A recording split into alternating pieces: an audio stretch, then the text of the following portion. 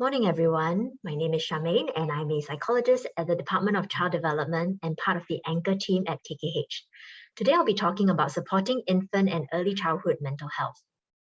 I'll cover what that means and briefly why it's important. Next, I'll talk about how responsive relationships, positive interactions, and emotional support helps with developing close relationships and hence early childhood mental health. I'll spend most time on responsive caregiving because it's really a key area in developing the types of connections babies and young children need for their mental health. If you take nothing else away, I want you to at least know what makes relationships so important and what you can do about it. So when we say infants and early childhood mental health, we're talking about children developing the ability to form close relationships, experience and manage emotions, and explore and learn. Some people also describe these skills as EQ or emotional intelligence. Importantly, these are skills which help children form relationships, understand and use emotions, and deal with difficulties. Research shows that children with higher emotional intelligence are better able to pay attention and control their behaviors, are more engaged and perform better in school, have more positive relationships, and are more empathetic. When young children are struggling with their mental health, it often comes out as behavioral and emotional problems. So how can we support this?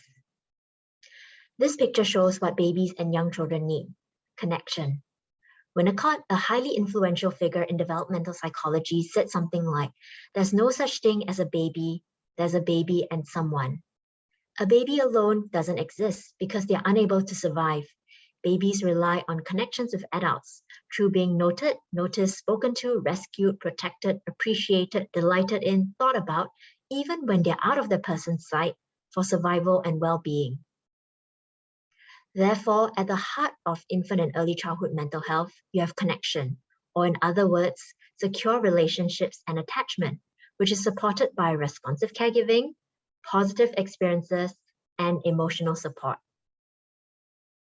So when we talk about secure attachment, this is what it looks like: being a secure base for your child to explore the world and a safe haven for them to return. Meaning that when you're nearby, your child feels more confident and capable to explore their surroundings, play, and learn. And when your child's emotional cup needs topping up, they return to you for comfort and safety, and you're able to soothe them. Secure attachment acts as a buffer when children experience stressful situations in life. We know that high-quality attachment provides the strongest protective effects and is the strongest predictor of mental health outcomes. If there are ongoing difficulties, oftentimes your relationship is the key part of the solution. So how do we develop this security? As mentioned, responsive caregiving is highly important. You might also have heard responsive caregiving described as serve and return. These back and forth interaction provides essential stimulation for young children's growing brains and shapes it by supporting the development of skills like communication, self-regulation, and social interaction.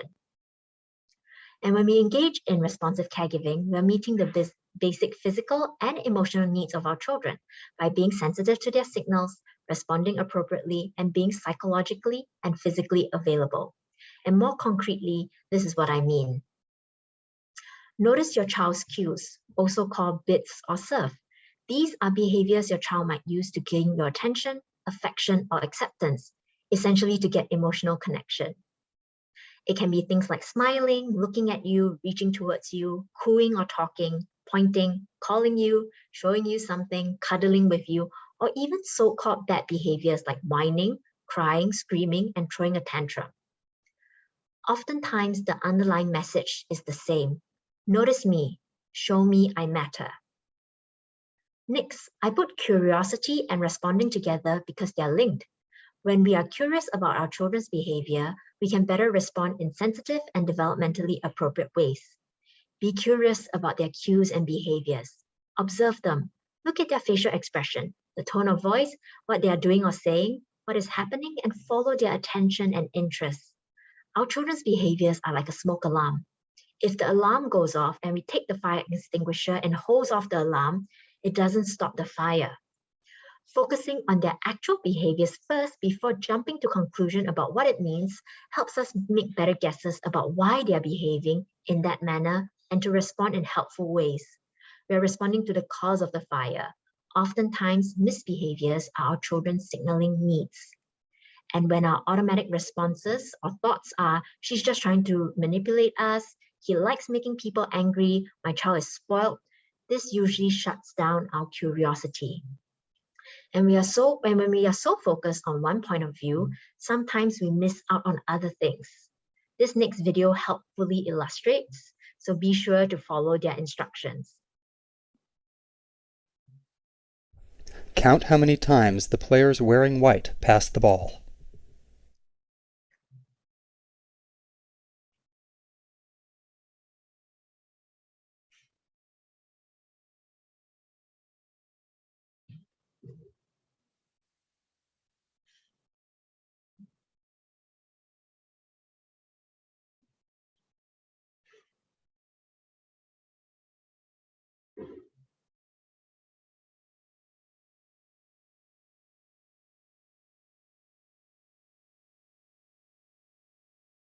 The correct answer is 16 passes.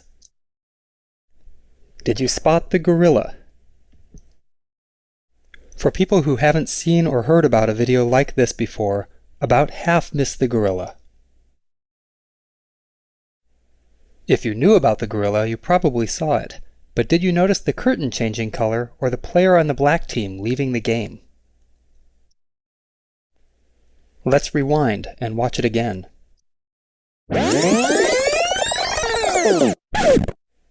Here comes the gorilla, and there goes a player, and the curtain is changing from red to gold.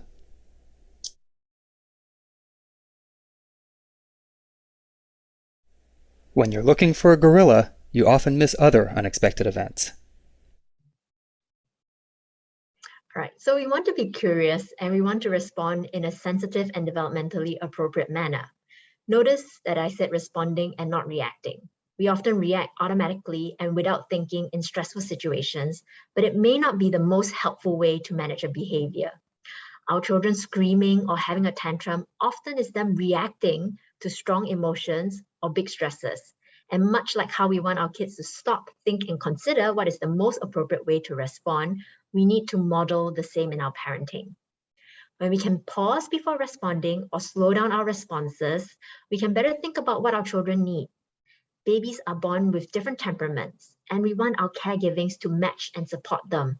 Sometimes our natural way of parenting, how we have been parented, or how we parented another child might not fit so well for that particular child. In such cases, it's important for us to change our responses so there's a better fit to help our child reach their full potential. When children feel responded to and understood, they develop confidence and good self-esteem. And our responses don't always have to be huge actions as well. They can be small things, like smiling warmly at your child when they approach you, talking when your baby coos or babbles, looking and commenting at what your child is pointing at, or offering them a hug when they're distressed. Responding adds to our children's emotional bank accounts. By giving positive and warm responses to our children's cues, we fill their emotional bank account and build connection. In contrast, each time we engage harshly, dismissively, or ignore them, we are making withdrawals. A child with a full bank account is less likely to make bids in negative ways. And if you're concerned about having to do that 100% of the time, good news is you don't. It's not possible to be a perfect parent, and it's also not the goal. It's okay if you don't always catch your child's bids, don't give positive responses, respond in ways you later regret, or when stresses and your own emotional needs get in the way of being attuned to your child. What is important is that more often than not, you are interested in and available to help your child develop this generalized trust that you will respond and meet their needs. The intention is to try. And when we get out of sync, like when you miss or misunderstand a cue, we come back and make attempts to repair. So as long as caregivers return to the interaction most of the time, this flow of attunement, mismatches, and repairs allows for both connection and stress that young children need to build their confidence and coping. Making repairs is part of building security. The final part to support security is being consistent or predictable. And when you behave in unsurprising ways, it helps your child better understand what to expect and builds trust. They know that when they need you, you'll be around and they can rely on you to act as their secure base and safe haven. This helps them feel confident and in control of their world. And when I say predictability, this also includes structure and routine. Children feel secure and thrive when the environment is structured for them, supporting their natural curiosity and exploration. It usually also helps with reducing power struggles and tantrums. When children know what comes next, they have an easier time changing to that part of their day. So in summary, infants and toddlers are learning what people expect of them and what they can expect of other people. These above-mentioned actions help children feel noticed and important, assisting in building trusting relationships with their closest caregivers and helping to support their overall mental health. When children feel seen, heard, and valued, they develop a sense of themselves as competent, effective, and empowered individuals, an important part of infant mental health. The quality of the connection that you have with your child and not perfection is what drives security in your relationship. So we also want to consider positive interactions, or in other words, moments of connection with your child. These are things which many of you are already doing, and if not, it's never too late to start. Dr. Li Ming has mentioned some already, but here are other things you can consider as well. Physical touch is very important. Being held, such as rocking, hugs, cuddles, and pats, helps infant and young children feel safe, secure, and loved, and also supports emotional regulation. Likewise, helping your child to relax. Children have difficulties relaxing when they're stressed or when their environment is stressful, like caregivers feeling stress, tension at home, ongoing quarrels or fights. Doing activities that help with stress can teach your children how to regulate and manage big emotions, in addition to creating positive memories. It can be things like going for a walk together and talking about what you see or hear, or speaking in a calm voice when your child is upset. Play is important because young children largely learn through play. They often have innate curiosity and a desire to explore their surroundings. When you join in with their play and play with them by following their lead and having fun doing so, it shows that you love and trust them, and also creates positive memories and experiences and emotions for the both of you. Set aside time each day to talk and play with your child.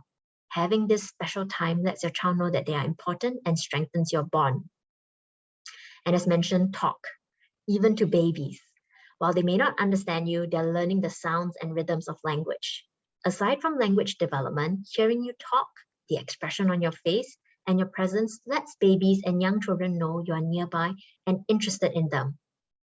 Finally, responding to infants and young children warmly and lovingly by being affectionate and nurturing, such as by touching, holding, singing, and talking. These all send the message that they are loved and help build security and connection. And while it's very easy to be affectionate and warm when your child is cute or well-behaved, it's also important to nurture them when they're difficult, fussy, or crying. So let's watch a video. Esme. It's raining. It's pouring. The old man. He's snoring. Stop beating the box. Don't even think about it, you little.